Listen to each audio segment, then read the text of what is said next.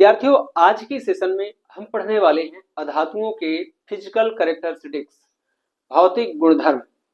Okay, जिसका slide मैंने तैयार कर लिया है विद्यार्थियों। तो इसके जितने भी भौतिक गुणधर्म हैं विद्यार्थियों, जिनका हम अवलोकन बाहर से देख करके कर सकते हैं, ऐसे गुणधर्मों को क्या बोलते हैं? भौतिक गुणधर्म। ओके, तो उन गुणधर्मों के बारे में आज हम इस क्लास में पढ़ेंगे। तो चलिए एक एक करके जितने भी इसके भौतिक गुणधर्म हैं उनकी हम चर्चा कर लेते हैं। ठीक है, तो पहले हमने लिखा है परिचय कि अधातुएं होती क्या है। तो अधातुएं क्या होती हैं विद्यार्थियों? अधातुएं वे तत्व होते हैं जो इलेक्ट्रॉन रिसीव करके, इलेक्ट्रॉन ग्रहण करके, इलेक्ट्रॉन ले करके, इलेक्ट्रॉन प्राप्त करके क्या बनाते हैं? ऋण आयन बनाते हैं, अर्थात ऋणी हो जाते हैं विद्यार्थियों।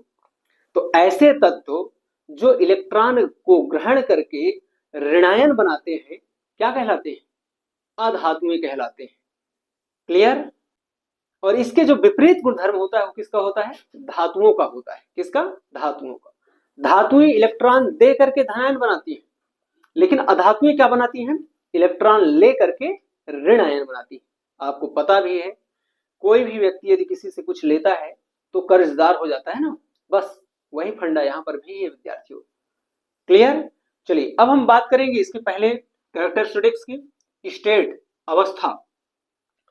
तो अवस्था का मतलब आप जानते हैं विद्यार्थियों, इस ब्रह्मांड में जितनी भी चीजें हैं वो कितनी और कितनी अवस्थाओं में मुख्यतः पाई जाती हैं? 3, ठोस, द्रव और गैस। क्लियर?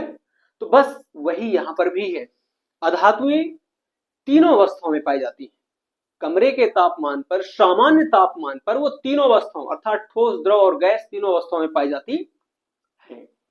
क्लियर? अब हम यहाँ पे बात करें जो ठोस अवस्था में पाए जाते हैं, कुछ अधातुओं के मैंने नाम यहाँ पे लिखे हैं विद्यार्थियों, जैसे कार्बन, फास्फोरस, सल्फर, जिसे गंधक कहते हैं। कुछ द्रव अवस्था में पाई जाती हैं जैसे कि ब्रोमीन। यहां से एक प्रश्न आता है कि वह कौन सी अधातु है जो द्रव अवस्था में पाई जाती है? तो आपको नाम याद रखना है विद्यार्थियों, ब्रोमीन। ब्रोमीन। ओके, फिर ऐसी कौन सी अधातुएं हैं जो गैस अवस्था में पाई जाती हैं? तो ऑक्सीजन जो जीवनदायिनी गैस आप सब लेते हैं, नाइट्रोजन वो भी क्या है? अधातु ही तो है। हाइड्रोजन जो आवर्त सारणी का एकदम फर्स्ट एलिमेंट है। ओके, तो ये अधातु तत्व है विद्यार्थियों जो गैसीय अवस्था में पाई जाती हैं। क्लियर? तो अवस्था को आप समझ गए होंगे विद्यार्थियों कि पदार्थ किस रूप में पाया जाता है, वह उसका क्या है? अवस्था है। चलिए बात करते हैं हम अगले गुणधर्म की, भंगुरता। इसको इंग्लिश में क्या बोलते हैं? फ्रेजिलिटी। ओके, तो ये क्या होता है भंगुरता?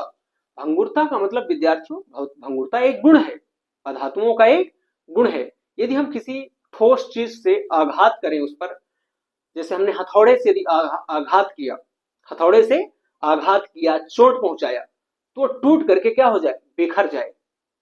यही गुण क्या कहलाता है? भंगुरता कहलाता है। ओके, तो हम बताएंगे विद्यार्थियों की भंगुर होती हैं। क्यों? क्योंकि यदि इसमें किसी ठोस चीज से आघात की जाती है तो यह बिखर जाता है। ओके, टूट जाता है। तो ये इसका भंगुरता का गुण कहलाएगा। क्लियर? चलिए बात करें हम अगले गुणधर्म की, चालकता, कंडक्टिविटी। क्या होता है? तो कंडक्टिविटी अर्थात चालकता, जो अधातुएं होती हैं विद्यार्थियों उनमें मुक्त इलेक्ट्रॉन नहीं पाए जाते, और मुक्त इलेक्ट्रॉन नहीं पाए जाने के कारण ये क्या होती है? विद्युत और ऊष्मा की कुचालक होती है, बैड कंडक्टर होती है विद्यार्थियों। क्लियर? लेकिन लेकिन लेकिन एक अपवाद है। क्या है? एक अपवाद है, कार्बन जो कि अधातु है, और इसका एक अपर रूप है जो इसका अपवाद है, जिसका नाम है ग्रेफाइट। इसमें एक मुक्त इलेक्ट्रॉन होता है एक परमाणु में विद्यार्थियों, इसलिए इसमें क्या होता है? यह विद्युत की सुचालक होती है, विद्युत के चालक होते हैं ये। कौन? ग्रेफाइट। क्लियर? चलिए बात करें विद्यार्थियों हम अगले गुणधर्म की, चमक, लस्टर। ओके, तो जो अधातुएं होती हैं विद्यार्थियों ये चमकहीन होती है, अर्थात इनमें कोई चमक नहीं पाई जाती है। ठीक है, लेकिन यहां पर भी एक अपवाद है जो कहता है नहीं भाई, आप सब चमक रहे, आपके पास चाहे न रहे, लेकिन मैं चमकदार रहूंगा, और वो है आयोडीन। क्लियर? तो आयोडीन एक ऐसा अधातु तत्व है जिसमें चमक होती है। क्लियर। बात करें हम अगले गुणधर्म की विद्यार्थियों, गलनांक और क्वथनांक। तो अधातुओं का जो गलनांक और क्वथनांक होता है विद्यार्थियों, वो धातुओं की अपेक्षा कम होती है। अब आप गलनांक और क्वथनांक तो जानते ही हैं विद्यार्थियों, वह न्यूनतम तापमान जिसमें कोई पदार्थ पिघल जाए, गल जाए, उस गलनांक कहेंगे। वह तापमान जिसमें कोई द्रव क्या हो जाए, इवेपोरेट हो जाए, बाष्पित हो जाए। क्लियर है, वो उसका क्या कहलाएगा, क्वथनांक कहलाएगा। बात करें हम अगले गुणधर्म की इसी क्रम में, तो घनत्व। तो अधातुएं होती हैं विद्यार्थियों, इनका जो डेंसिटी होता है, घनत्व होता है, वो धातुओं की तुलना में क्या होते हैं, कम होती है।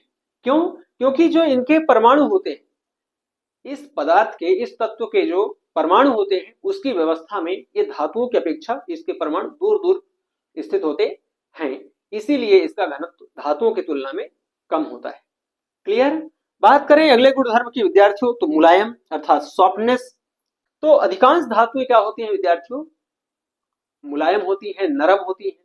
लेकिन एक ऐसा अधातु है जो इस पृथ्वी का सबसे कठोर पदार्थ होता है, हीरा, जो कि कार्बन का ही एक अपर रूप है। क्लियर। तो हीरा सबसे कठोर पदार्थ है विद्यार्थियों। तो इस तरह से आपने इस स्लाइड में क्या देखा, अधातुओं के जो सामान्य भौतिक गुणधर्म हैं, एक बार मैं फिर से समराइज कर दूं। अवस्था, तो ये तीनों अवस्थाओं में पाई जाती है। क्लियर। फिर हम बात कर लेते हैं भंगुरता, तो ये हथौड़े से पीटने पर टूट जाते हैं, बिखर जाते हैं, भंगुरता कहलाती है गुण।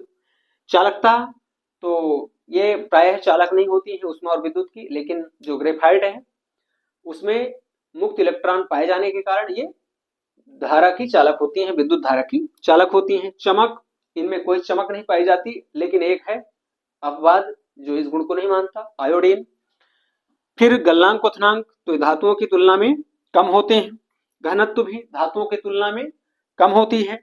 मुलायम, तो ये धातुओं से क्या होते हैं, कम ठोस होते हैं विद्यार्थियों, अर्थात ये मुलायम होते हैं। लेकिन एक ऐसा तत्व है जो सबसे कठोर तत्व है, हीरा।